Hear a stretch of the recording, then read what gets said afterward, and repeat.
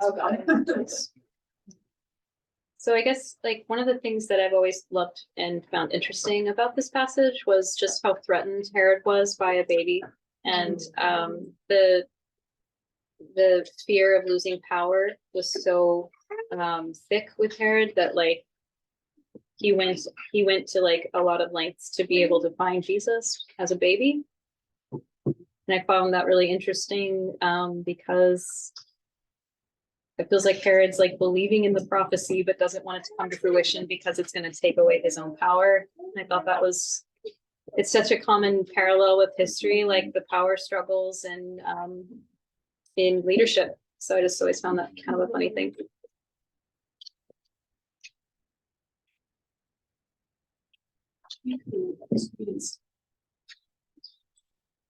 I do wonder who the Magi actually are. Yeah.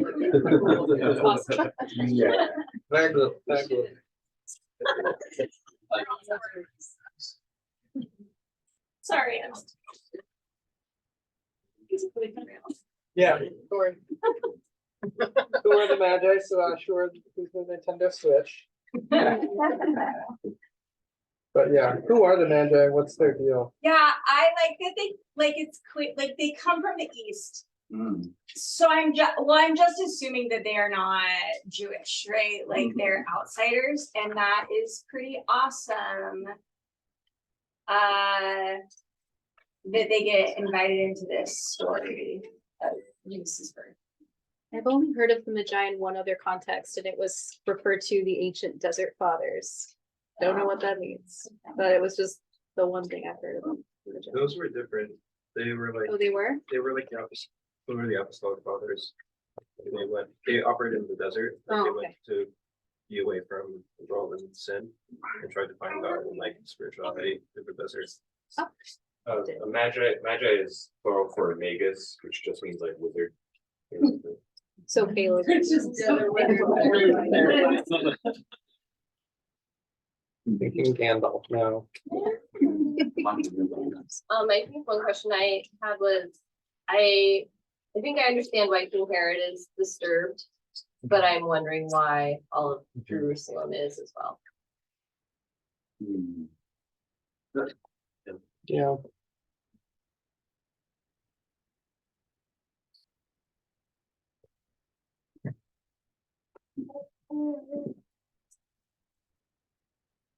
I like the bit about the dream. Twice. The that the Magi knew not to return because of a dream. They've been warned in the dream, and then that they're also warned in the dream to go to Egypt. And just reflecting on like how often do we listen to our dreams now or understand dreams as a source of information? Or do we understand them as just the machinations of our unconscious and meaningless? So the dream and other ways of listening and messages to know which way to move. I found that interesting. And that Joseph had a dream, and that's how he knew that Jesus was the baby. So, yeah, exactly, right? So this is another. But I feel like if I rolled up and told you guys that now, it wouldn't not you guys necessarily, but just like people would be like, oh yeah, I decided to make some pretty big life decisions at this dream. People would be like, oh, I have to work this week. Right. I was commenting that this is another time that the Lord appeared, or angel of the Lord appeared to Joseph and for her. How many angels are there? A lot. Could have been Reuben. That's a different interpretation. Oh, there. Maybe someone's already asked this in some form, but just like where it says that they were overjoyed when they saw the prisoner stop, like why, like if they weren't from like this area, like what hope did they have that they were like in this situation, or like what are they joyful about?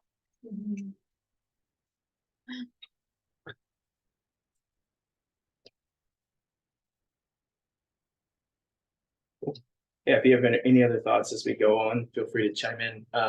King Herod, historical context, he was known as Herod the Great. He was not so great. When he got to power, he was put in power by the Roman government. Jerusalem at this time was a Roman occupied territory.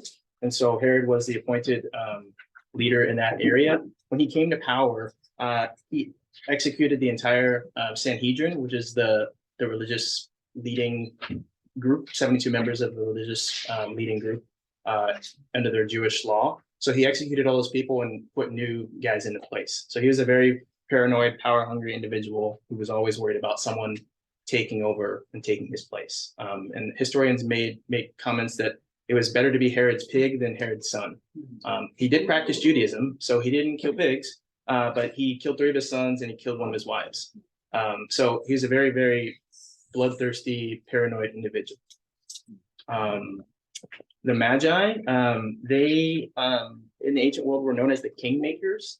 So it was said that no one came to power without their approval. So these guys were very, very politically influential, very important figures in the Babylonian Empire. Daniel, he was one of the boys taken in exile to Babylon. He was put in charge of the Magi when he was there. So this was a group that studied the stars. And so under Daniel's teaching, they were probably familiar with Daniel's prophecy that a Messiah would come, a Jewish Messiah would come to the people. So that's a little bit about them. They came from the east and they're traveling over 700 miles to come see this king. As I was looking at this passage, the thing that jumped out to me in verse 2 was the phrase where the Magi are coming in and they're saying, who is the one that was born King of the Jews?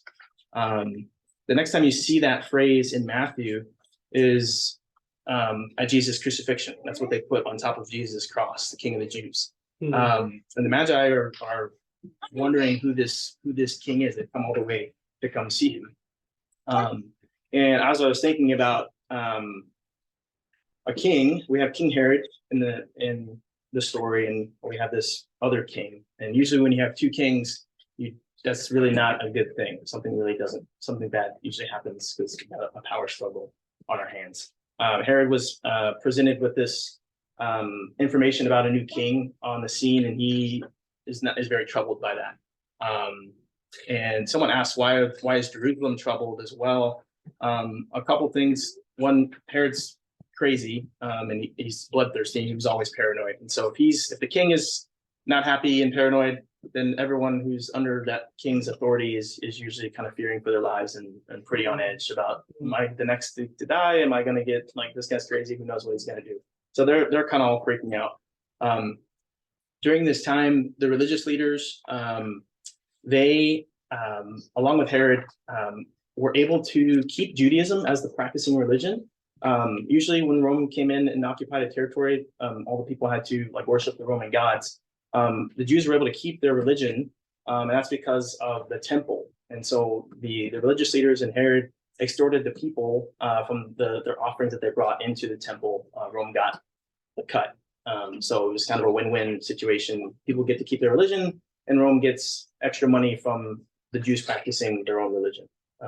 There's kind of a win-win situation. So the Jewish religious leaders kind of recognize that their influence and their power is very delicate, and any disruption to this system, everything can kind of explode. During this time, there's a lot of fear that the people would revolt, and so everyone was kind of always on edge for something to set off with the Roman soldiers and the people during that time. That there were zealots who wanted to kick out the Romans, and it was very heated. So it was a very, very fine, delicate political situation. Jesus was called the King of the Jews. Other parts of Scripture, he's referred to as King of Kings and Lord of Lords. At the end of Matthew, Jesus tells his disciples that all authority in heaven and on earth has been given me. And so, as I was thinking about this idea of Jesus' identity as a king, that kind of made me think about our lives, and if we are the kings of our lives, or are we living as if Jesus is the king of our lives? And so kind of the first question I have for us to kind of think about and reflect on tonight is, how do we oppose Jesus' authority in our lives?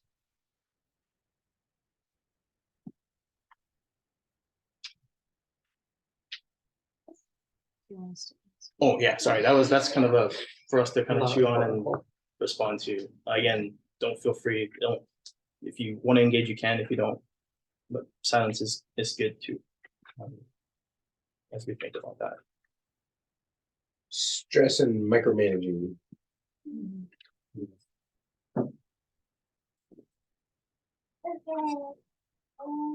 Can you repeat the question, please? Yeah, how do we, or in what ways do we oppose Jesus' authority in our lives? I know for me, like, the way I oppose the Lord's authority as an all-loving God is when I expect myself to be perfect all the time and live up to my expectations, and I'm not embracing failure.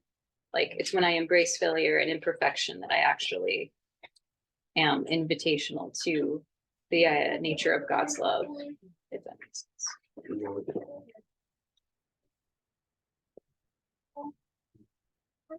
I think also like when we resist like the natural limitations of like being human, like needing rest or like not being able to do like every single thing we want to do.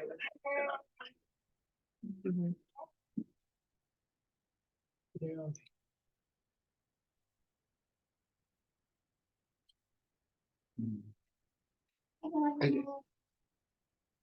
I definitely pull a Herod when people like succeed in ways that I want to.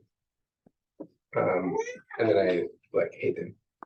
Like I'm like the guy that got the job that I wanted, like I haven't even met him yet, and I'm gonna have to because he's gonna be like in our Foursquare district and stuff. And I've already like in my head, I've already like made it a thing, like how am I gonna feel about this guy or whatever. And it's stupid, but it's like it's Herod life, you know.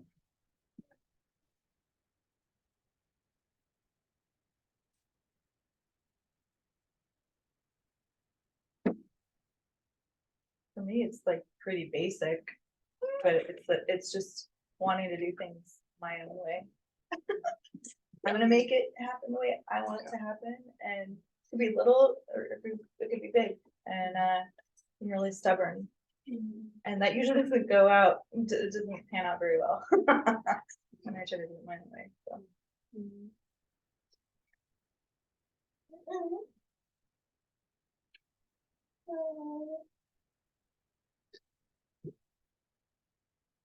Yeah, and I feel like kind of like with Herod, I mean, kind of like what you were saying with Seth, there are times where it's like, okay, that's probably not how I should do it, but I'm just gonna do what I want the way that I want. And then there's like the keeping the plate spinning of like, oh, I didn't do that right, so I'm gonna try to manage that, and then I'm gonna try to manage that, and then it just ends up becoming this all sorts of things. And I haven't cut anybody's head off for it, but I definitely like that cascade of I'm gonna go my own way, and then it just all starts to roll out of control. I don't imagine. I mean, I don't assume little boy Herod was like, I'm gonna kill a bunch of kids someday. Like I assume that wasn't what he set out to do, but that's where he ended up finding himself, and that's where you start out isn't necessarily where you end up, and yeah, I don't imagine he wanted to kill his kids and all of those things, but his pursuit of control was where he ended up doing that. Anxiety. Yeah. Yeah, I think maybe along those lines, how were the things that Herod was doing separating him from God? Like even though he was sort of on his surface protecting the Jews' religion, he was in every way separating himself from God's love, right? Which is the kind of the way in which we fulfill God's plan. We connected to God's love, and Herod at every turn was saying, I'm afraid of this threat to me, afraid of these things that are that challenge my power. And I think that's something that I think we all struggle with, is whether it's power or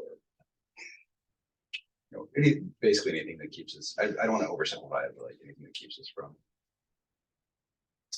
Or, yeah, it's like his of listening. worth, or like his worth Yeah. is in his power. Yeah, Not, exactly. In his case, yeah. Yeah, so So- whatever that is for you. so if he loses power, then he's worthless, you know? Yeah, exactly. So whatever that equivalent is for you, I think that's what Josh is saying. I love what you said. It gave me this idea of like, how I oppose like the Lord's authority in my life by protecting myself more than I let God protect me, or like trusting myself or trusting others more than I trust God. So it's for me, it's like the threat of safety, the threat of like my safety being infringed upon by a decision I need to make. I'll use my logic rather than leaning into the prayer that like praying to God and like having that conversation about like, should I go this route? You know, like, should I do this? And that I feel like that's a common one for me. Yeah, I'm not this listening.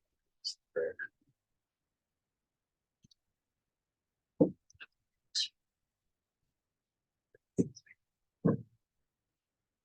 Yeah, one of the things I was thinking about of this Herod obviously kind of focused on consolidating and keeping his power and pursuing his own priorities. And wasn't really interested at all in, what God's priorities might have been. A couple summers ago, when I first actually joined Open Home, and I got connected with Caleb and Dana, I was in a relationship, and I was having lunch with Caleb one day, and I was just asking him about Caleb and Dana and like how that, like, well, tell me about that, how that, happened or whatever. And Caleb was telling me that, he was really,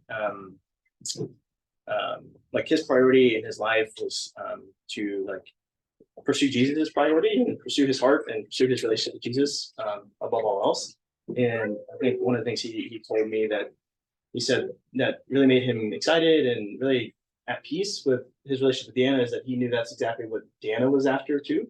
And they both had like a common purpose to pursue the Lord and pursue God's purposes in their life. And so that's something that gave him confidence. And Caleb's like, is the person you're dating, is she like interested in doing that? And I was like, that's a great question. Like, I'm trying to figure that out. And as I like reflected on that, I was like, oh, well, is God like the most important thing in my life? I don't know. And that quickly turned to like myself, like, is God the most important thing in my life? Like, that sounds nice. It sounds great. Like, it's really easy to say, yeah, God's the most important thing in my life, and not actually live it out. And so that's something that has been like stirring in my heart, and something that's really been like kind of on the front of my mind. It's like really easy to say things, and then a lot different to actually to live them. And I think that's what I love about this passage that we're studying tonight, is we see Herod clearly not really interested in the things of God, contrasted with the Magi, who are very interested, and their actions are actually aligning with that. And so as we look through verses 9 through 12, kind of the same thing. You see anything that jumps out to you here? Any observations or questions or thoughts? We'll talk about verses 9 through 12 with the Magi here.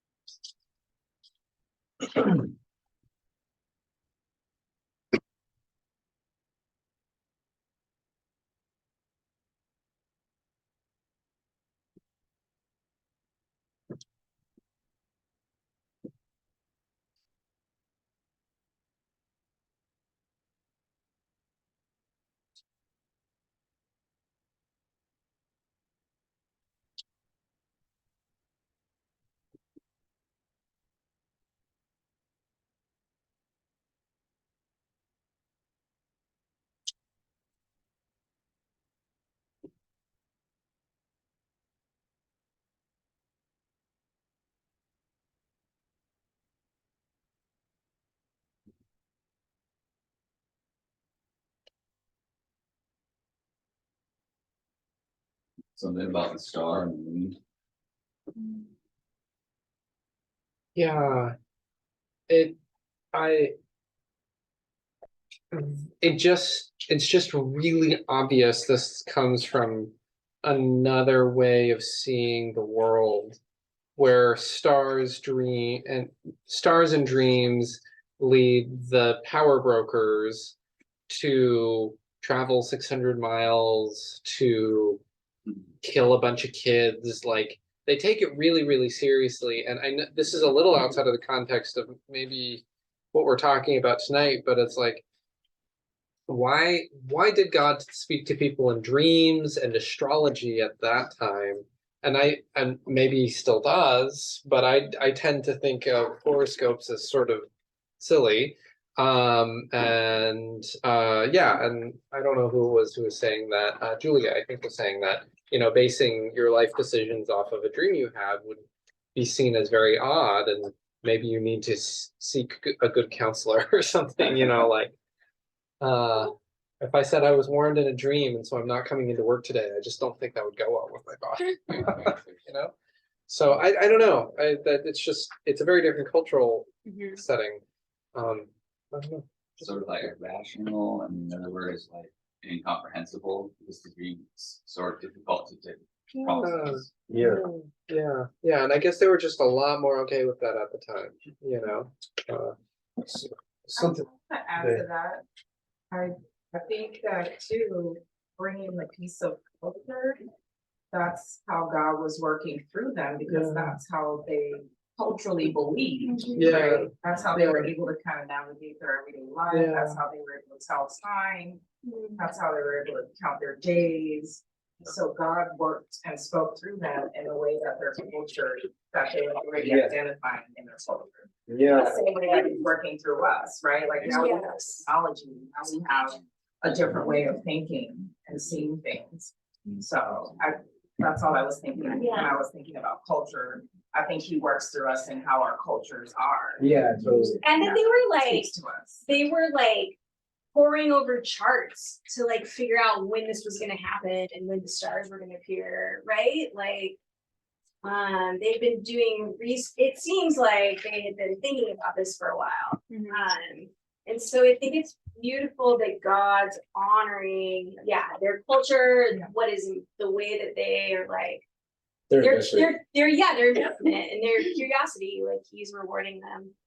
On the culture piece, like I think when I've seen people want to hear from God in dreams, they do. Like Jimmy, if you guys remember Jimmy, that dude was thriving on his relationship with Jesus via his dream space. So like I think, but even like God can only talk to us in the ways that we're willing to listen to him in, right? Or how we understand culture. Yeah. Relative, right? Yeah, and then another thing that strikes me as super beautiful is like Herod has political power and he's orchestrating Jesus dying. So that's how human power is playing out in the passage. But then there's like this natural like alignment of the stars that is happening with God. So like God is like powerless and hunted.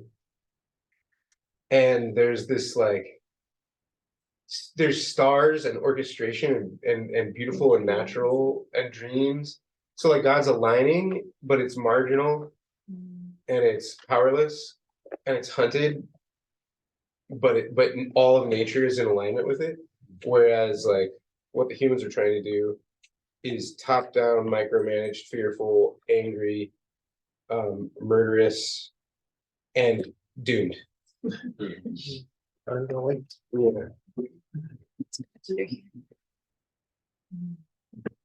Also, this is like a complex network of things happening. It's not just one person saying, I'm having a dream. It's like groups of people. It's aligning with like celestial things. Not just one person. That's a good point. Like they're interpreting it in the way that they do it. Like it's to talk about how like jumping off of how God talks to the cultures. There's like words that meets us there. Like it's not just like they saw a message in the sky that said like, Jesus this way, 600 miles. It was more like they have an established way of reading the stars. This people or this sort of subgroup of wise men or whatever they are. And like God spoke to them through like use that same language, that established means of studying the stars that they have developed or come to understand, and like use that to communicate something really important. It's really cool. And it's like, I'm not sure like what culture did Magi come from, but like I'm not sure why they're so excited about like Jesus, right? And like I guess you talked a little bit about how they're like taught by Daniel, but they're like, why are they so excited about the king of the Jews, right? Yeah, weren't they like kind of outside the Jewish system too? Yeah, you were saying they were they're pagan worshipers. These are Gentiles that are. That's fascinating. Yeah. Maybe they were like just excited to see the story, like Yeah. the prophecy like come to truth and come to life. Like even if it's not theirs, like maybe that curiosity is really cool.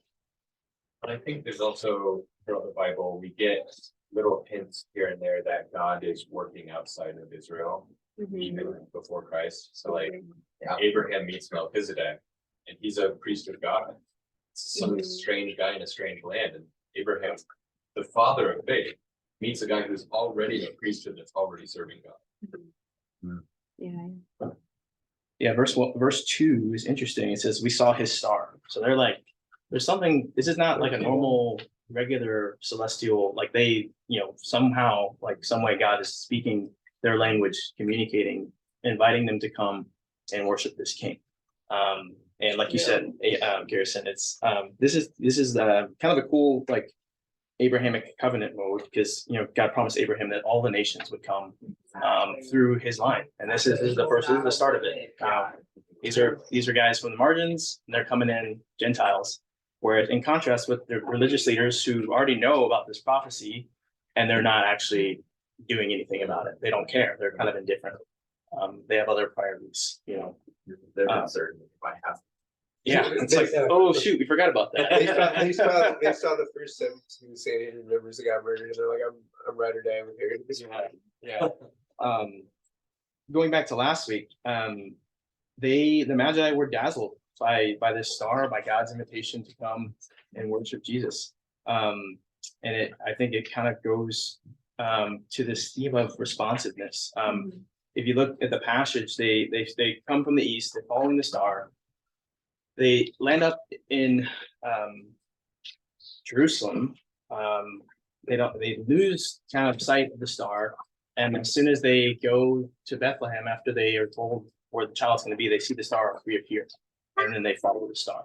And so I think in our lives, I know for me personally, my least favorite Bible character is Jonah, because like he had literally the plan from A to Z of what God wanted him to do, and he said, "No, I'm good. I'll do my own thing instead." And I've always been like, God, if you just told me what to do, I would do it. Like I just don't know what you want me to do. I don't know where you want me to go. I don't know how you want me to live the life you've given me. And one thing I have been reminded of is there are invitations that are subtle that we need to be responsive to. There are things that God puts on our heart that we might be like, oh, that wasn't God. That must have been just a thought or whatever. But in like looking back at my life, I can see that there are things that I have been prompted to do that I haven't acted on, and I'm wondering why God isn't showing me what to do, or I want the whole picture from beginning to end before I take a step of faith.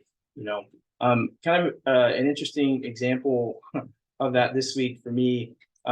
Last week I was kind of hanging out with Kayla and Deanna, and I like played a joke on Goldie and thought it was like funny or whatever. And Deanna's like, that was kind of mean, and I was like, that was a joke.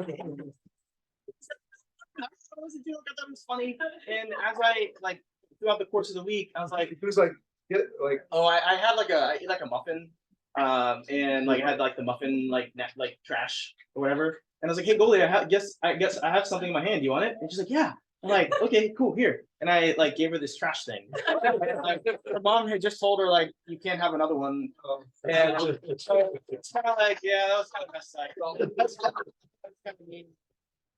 Yeah, that was kind of mean. And I was like, why did I do that? Like I don't know. I thought it was being funny or whatever.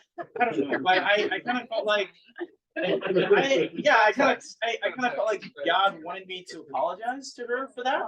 And I was like, it was a joke. Like it's like I'm not gonna apologize. Like that's kind of stupid. But I was like, fine, I'll apologize. And I think kind of going back to like how like we communicate or God communicates to us through our own language, I kind of felt like I wanted to communicate with Goldie through like her own language. And so like I wrote her like a little note with a crown. And I was like, Goldie, I'm sorry for being mean. Please forgive me. And I gave it to her mom.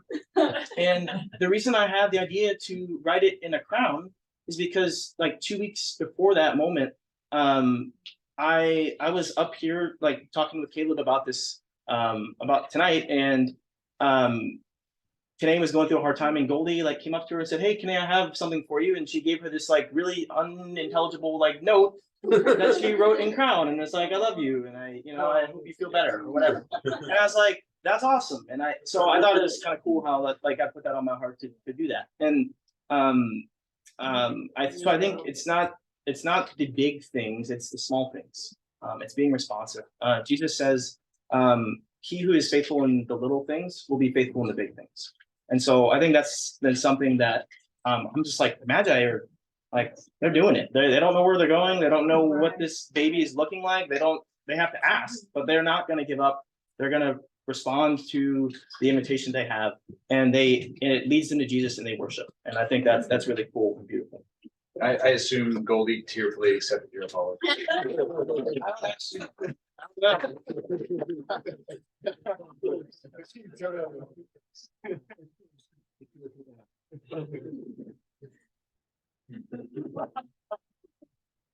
Yeah.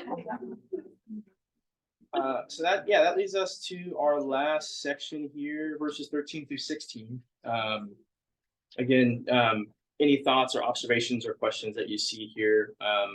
We'll go ahead and discuss this piece of the puzzle here.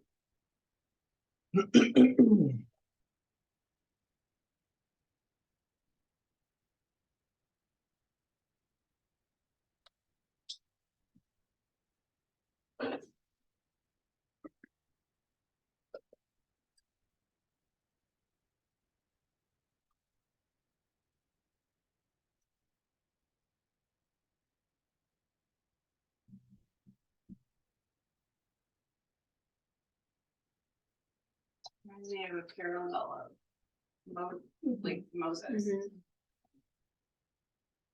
The babies 2 and under at that time.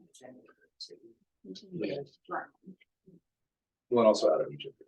Yeah, which I think is intentional with Matthew, where he's trying to say this is like the new business. Yeah.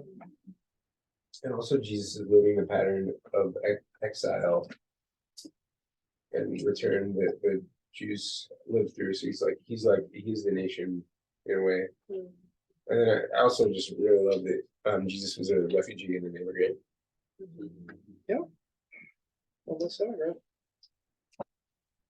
And yet throughout the Bible, the Jews go to Egypt a lot, usually when they shouldn't. But this is one of the few times when a God following characters hold the joke to Egypt. The Jews might go to Egypt today. Yeah. Walk out of God and spill to Egypt. History has a way of repeating itself. Yeah. And did you see the star under the moon fall Say that again. last night? No, I didn't. There was a little star following the moon. Oh wow. It was yeah. really bright last night. We're gonna have to go take a little moon peek. So I didn't think I did. Yeah.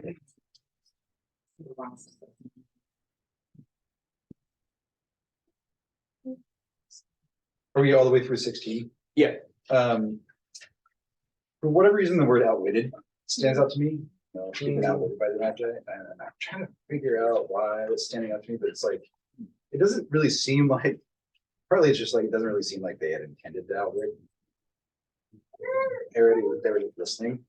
That maybe that word choice or how it's represented here is like, that's how Herod felt. Yeah. They were trying to get him, right? Trying to get him. Yeah. He could have found Jesus if he had just gone also. He knew that, like Herod knew that he was in Bethlehem. So I'm just kind of like. Well, I don't know if he thought it was that serious. No, I don't know. It's like, is it below him? Is it? Yeah. To the point where like the massacre of the innocents isn't like, doesn't show up in history at all. It's like, it's not even just this, it's like it doesn't show up. And it's and a lot of people say it's because it's like Bethlehem was just so small. It's like killing all the boys under 2 was maybe it was 5. Like, yeah. Maybe it just wasn't big enough to show up.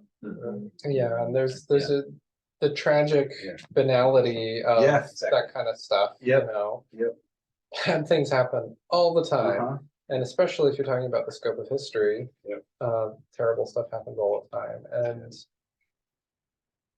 yeah, there's I wrote a story kind of following Joseph and Mary, and one of the things that, I mean, this isn't explicitly in the text of this part, but yeah, Joseph, we never hear him saying anything. He just does what people tell him to do, like a good husband. And he left when he was supposed to leave, and he came back when he was supposed to come back. But one of the weird things is that I was confused about when I would read through the stories of Jesus, the Gospels, is that there's another Herod later on, and it's like, what's going on?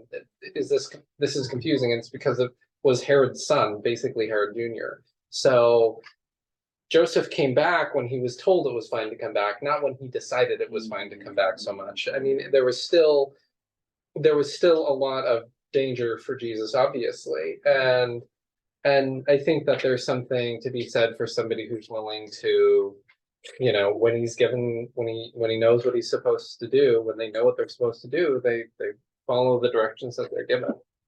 And yeah, Joseph doesn't really, like, you know, Roman Catholics have this whole thing about Mary, but like Joseph, it's like, oh, I don't know. He was around, I guess. Yeah. Like, he was the awkward father-in-law, or stepdad, and nobody really talks about him. But there's something cool about, you know, he doesn't have any words, but his actions count for a lot. Yeah. He was faithful. Yeah, it's like if I was told in the middle of the night in a dream, get up and go, I'd be like, what did I eat? Like this baby is so vulnerable. It's just a baby, and that God is entrusting just like these weird humans that are like what 14, 18, so like very young, to like care for baby Jesus. Go be a homeless refugee. It's Take just that baby. insane, like the partnership that they got invited into. It's beautiful. Yeah. I like that age group of like how you're so, if you feel so thickly, like you feel so heavy in your emotions when you're that age, and like for God to say like go and get up and do these things, like you're like, yeah, like my emotions are driving this, and you said it, God, like I'm going. But as an adult, like as a, you know, a 30 or 40 something, I don't know if I would have done that. I would have been like, logically, this is a bad idea. It's the middle of the night, you know, like how am I going to see anything? Stuff like that. And that like I think brings up it's like an interesting question, what you're saying about being responsive and listening, and like this whole story, everything we read is about people following a star 600 miles across the desert, looking for someone they can't see, hearing messages in dreams. Yeah, I mean, just all of it is full of this kind of trust and other listening that is not about what is happening in here. Like none of it is about this.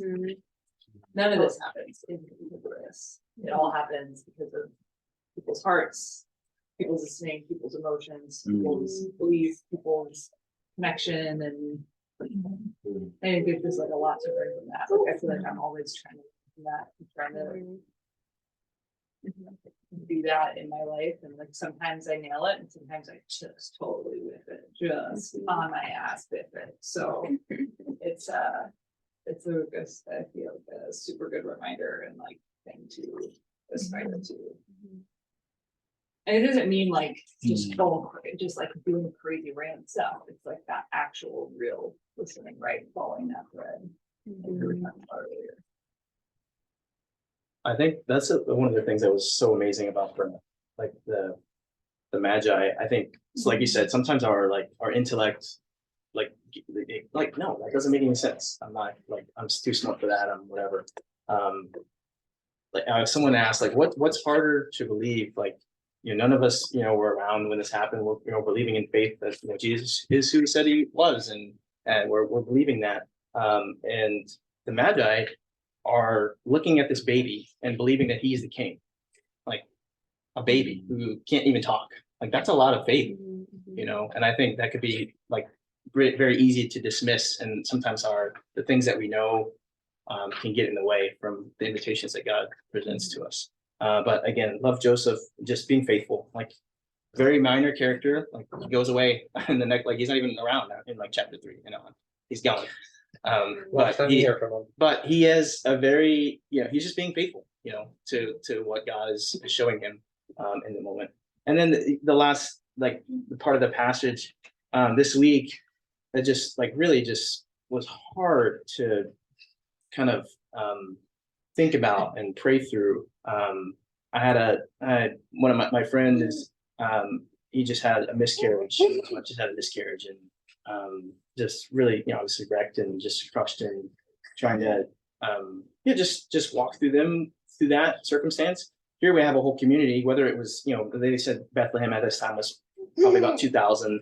So, conservative estimates of how many babies were massacred was probably like 50, but still that's a whole community, a whole generation of baby boys that are gone just like that. Like that's hard. How do we sit with that? And just thinking about Jesus' life and the encouragement that I found this week was that he didn't just like give us no reason to believe in him. Like he came to earth, he lived the life, he did the things that we experienced. He grieved, he had friends who died, and then he gave himself up for us on top of all that. He bled out on a cross. And so he's earned my hope and trust. And he entered into this world as a vulnerable baby, not only to identify with our hardships and our experiences as humans, but to defeat an enemy we stood no chance against, which is sin and death. Like we could, that's the hope that we have, that the God we serve is the God of resurrection. And to collide and interact and park and be like consumed by grief and grief all around us is the human experience. And in the midst of that, God invites us to trust him with our grief and in our grief, and know that he's with us. And I think that's a very important part of community at large, is that we're not alone and we can encourage each other, because all of us have experienced grief and all of us will experience grief. And we can bear each other's burdens when we are in times of grief, because you can't do that alone. No one can. Just to final thoughts before we kind of break out in group discussions. Herod, obviously an awful dude. I think we can all look at the passions. We're like, yeah, that guy's horrible. I'm not killing people. I feel like pretty good. Like compare myself to Herod, like I'm doing pretty good. So that's one way you can look at the passage. But you could also kind of look at the Magi and be like, wow, those guys like have it all together. Well, that is like perfect faith in action. They are like, they don't have all the answers, but they're believing that this king is who he says he is. And you can kind of look at that and be discouraged and be like, wow, I don't have faith like that, or I don't have faith like them, or, I'm not where they're at. I don't know how I'm going to get there. And I don't know if I'll ever get there. And our pride kind of tells us that we have to have everything figured out before we can kind of be used by God, or, connect with God. And Jesus wants us to just come as we are. The Magi had gold and frankincense and myrrh. They were really wealthy, and they offered what they had. I think sometimes we try to work ourselves up to have enough to offer God, and God just wants us. He just wants a relationship with us. He just wants us to give him what we have in that moment, to surrender to him and to connect with him. Making Jesus king of our lives and submitting to his priorities instead of being busy building our own kingdoms is super hard. Obviously, we're human and we have dreams and hopes and desires, and none of those things are bad. But God's eternal purposes for our lives don't always like align with our temporary like earthly perspectives, and we don't always see what God sees, and so those things are often going to collide, and that requires us to trust him. Maybe that is trusting his timing in our relationships, with a job, with a dream, the goal, trusting his faithfulness during times of grief, during times of loss, things that we don't understand, things that we'll never understand. But we definitely can't do it alone. And so whether we're 700 miles away like the Magi, or whether we're close, whether we're on track, whether we are trusting God and in a season of connection with him, like we can all learn and encourage one another wherever we're at in this journey. But we're invited to trust, and that just begins one step at a time, one obedient step at a time, being responsive to the invitations that God has for us around us. So with that, the breakout questions are on the back. I don't know if you want to worship, or if we want to jump into breakout sessions. Yeah, we'll worship first. Could we quickly read the questions for Steve? Oh yeah. Oh yeah. And we could probably say whoever has the question, like make sure like every group has some questions. And again, and I have another here, but openhomechurch.org, if you look at online services, that's where you can get the reflective questions. Yeah, but August, I'll go ahead and just read them. The first question, and again, this is engage as you want. Some of them are a little more personal, so don't feel like you have to like share with your group if you don't want to. If you just want to think about those throughout your week, that's what they're for. It's kind of that personal like reflection. But the first one is like, when have you made room for God to shape your life priorities, and what was the result? Second one is, what areas of your life do you find it hard to make room for God to lead and set the agenda? What are you afraid will happen if you give up that space? Do you find yourself hostile like Herod to the priorities of God, ignorant or indifferent to them, or deeply interested and responsive to them like the Magi? And then the last one is, think about what is the next step for you to pursue God's priorities and submit to his authority in your life.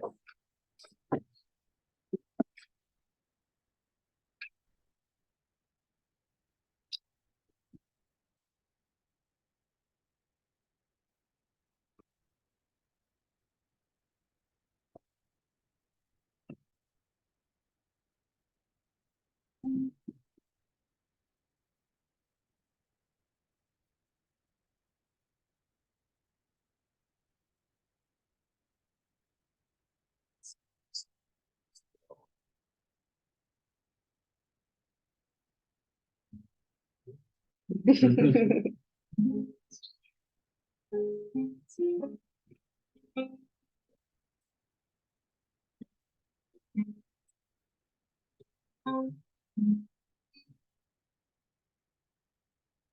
Father in heaven,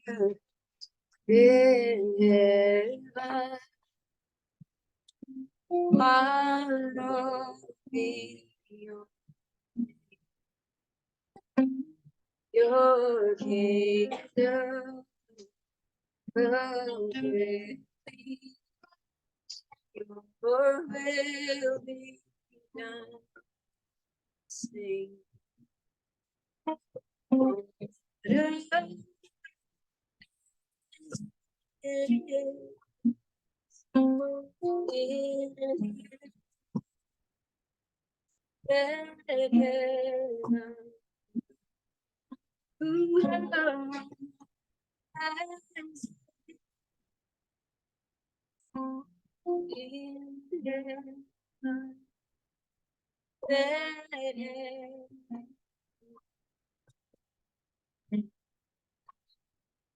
start at the beginning.